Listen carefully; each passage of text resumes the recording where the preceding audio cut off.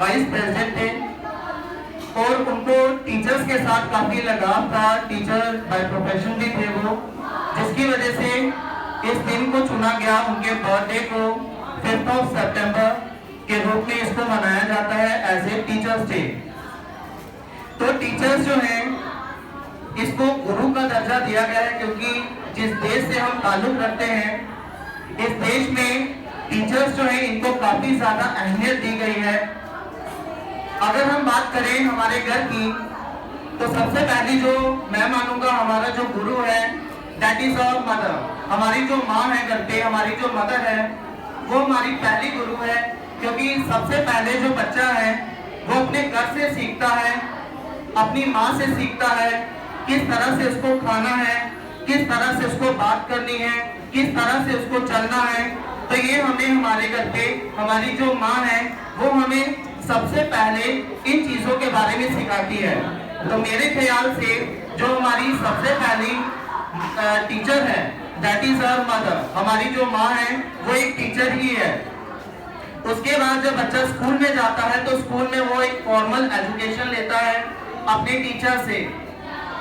तो इस तरह से हमारे जो गुरु हैं, हमारे जो टीचर्स हैं, हमें उनको रिस्पेक्ट देनी चाहिए। Not only for a day, एक दिन की बात नहीं है, हमें पूरे साल जो है, पूरी लाइफ टाइम जो है, अगर हमें कोई कुछ सिखा भी जाता है वो भी हमारे लिए टीचर ही है। टीचर डजंट मीन कि कोई ऐसा इंडिविजुअल जो कि आपको एक फॉर्मल एजुकेशन दे, आपको कोई कोर्स ही करवाए तो वही आपका एक टीचर होगा। स्कूल में टीचर्स आपको पढ़ाते हैं वही आपके टीचर्स हैं, या कॉलेज आप जाते हैं आपके जो प्रोफेसर्स हैं या वही आपके टीचर्स हैं। टीचर कोई भी हो सकता है। कई बार ऐसा नहीं है कि हम लोग आप लोगों से भी बहुत कुछ सीखते हैं तो आप ही हमारे टीचर हुए, because teacher means the individual who teaches us, जो हमें कुछ सिखा जाए, लाइफ का कोई लेसन हमें बता जाए, हमारे लिए वही एक टीचर होगा। तो टीचर्स की हमें कोई एक दिन के लिए रिस्पेक्ट नहीं करनी है। टीचर्स की हमें लाइफ टाइम जो है उनको याद रखना चाहिए कि जिसकी वजह से आज हम इस मुकाम पे हैं, इस लेवल पे हैं कि हम इस काबिल बन पाए कि हम किसी के सामने खड़े हैं, किसी को कुछ दर्शा रहे हैं, तो वो अपने टीचर्स की वजह से है। तो एक बार एक क्लैप होनी चाहिए। हम सिर्फ हमारे लिए नहीं, आपके जितने भी टीचर्स आज तक रहे हैं, चाहे वो आपके घर के पेरेंट्स हो या आपकी फॉर्मल एजुकेशन आपने जहां से ली हो या किसी ने भी आपको कुछ लाइफ में कुछ सिखाया है, तो एक बार उन सभी टीचर्स की याद में एक बार जोरदार तालियां।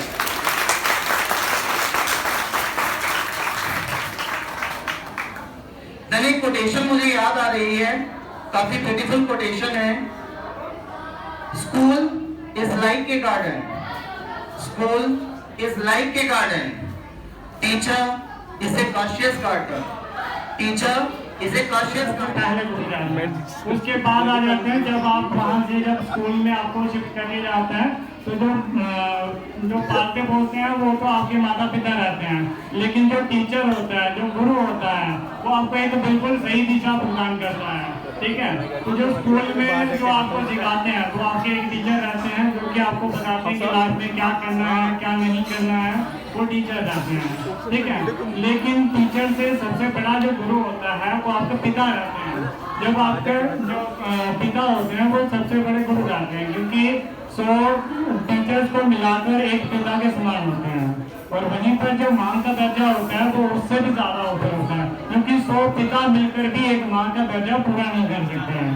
ठीक है, तो टीचर जो होते हैं वो आपको बताते हैं कि आपको आगे क्या करना है क्या नहीं करना है, बिल्कुल सही रास्ता दिखाते हैं, ये आपको सही रास्ता दिखा सकते हैं। ठीक है, तो दुनिया में टीचर्स का सबसे बड़ा रोल रहता है, वही आपको सही रास्ता दिखाते हैं। टीचर्स वो नहीं है जो सिर्फ आपको सिलेबस कवर करवाता है, जो सिर्फ कोर्स करवाता है। टीचर वो रहता है जो बिल्कुल आपको सही दिशा प्रदान करता है कि आपको क्या करना है। कोई गलत काम कर रहे हैं तो उससे आपको रोके, उसको टीचर कहते हैं। ठीक है, तो जिससे भी आप सीखते हैं, जिससे भी कुछ ना कुछ सीख रहे हैं, तो वो आपके लिए एक तरह का गुरु ही रहता है, चाहे आप कुछ भी सीखोगे। ठीक है, लाइफ में कुछ अच्छी चीजें सिखा रहा है तो वो गुरु ही रहता है, वो अच्छी चीजें सिखाएगा। तो जो जिससे भी आप सीखोगे वो एक तरह का गुरु रहता है। जब भी आप अगर किसी से कोई चीज़ सीख रहे हैं तो उसको रिस्पेक्ट दोगे तो तभी वो आप अच्छे से सीख पाओगे। तो सबसे बड़े जो पेरेंट्स होते हैं, आप आजकल के टाइम में देख रहे हैं कि बच्चे जो हैं वो पेरेंट्स की बिल्कुल केयर नहीं करते हैं, सिर्फ फोन में लगे रहते हैं। कि अगर पेरेंट्स पास में बैठे हुए हैं तो बच्चे फोन में बिजी रहते हैं। तो वहाँ पर जो है वो किस तरह की रिस्पेक्ट आप कर रहे हैं, क्योंकि पहले गुरु वही रहते हैं आपके। तो अगर आप उनके साथ इस तरह से बिहेव कर रहे हैं तो बाकी वालों के साथ आप कैसे करोगे? ठीक है, तो आज ये सबसे जरूरी है। भाई फोन तो आपके लिए जरूरी है, लेकिन माता पिता उससे भी ज़्यादा जरूरी है। तो उनकी रिस्पेक्ट करोगे तो तभी आप अच्छे से काम करोगे।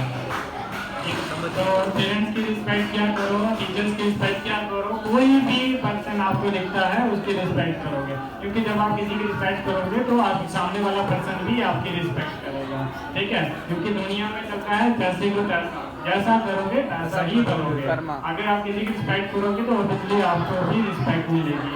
देखो, अगर आप किसी से कुछ बात करते हैं या तो कुछ भी अगर आप वर्क करते हैं तो आप जो बोल रहे हैं उससे आपके पूरी फैमिली को जज किया जाता है।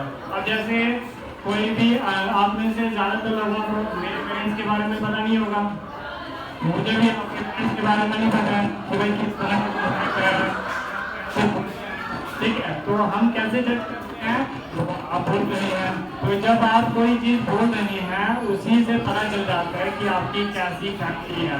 इसलिए सामने वाले के पास जब भी लाइफ में कोई भी काम करना है तो इससे ये सोच के करना है कि हम सिर्फ अकेले अपने आप को प्रेजेंट नहीं कर रहे हैं किसी के सामने, हम पूरी की पूरी फैमिली को प्रेजेंट कर रहे हैं। अब तो इससे यही पता चल जाता है। देखो, अगर कोई भी पर्सन आता है तो ऑब्वियसली हम सभी के पेरेंट्स को तो नहीं जानते हैं, लेकिन अगर कोई पूछे कि भाई बताओ जरा इसके पेरेंट्स किस तरह के हैं, तो हम उसी की बातचीत से ही हम उससे पता चल जाता है कि इसके पेरेंट्स कैसे होंगे। तो आप आगे से ये ध्यान रखना है कि जब भी आप किसी से एक दूसरे से बात करते हैं, अधूरा इंस्टीट्यूट आपके नाम के बिना जैसी अधूरी है राधा शाम के बिना।